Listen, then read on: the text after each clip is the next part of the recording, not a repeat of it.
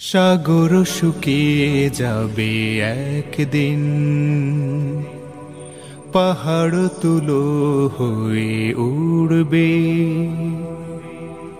মহাকাশ ভুলে যাবে নিয়ম কানুন, পাথর জ্বালানি হয়ে পুড়বে।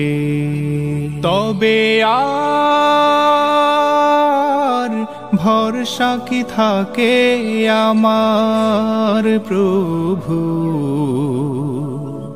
চাই যে কেবল শুধু তোমার দিদার, চাই যে কেবল শুধু তোমার দিদার। আ আ আ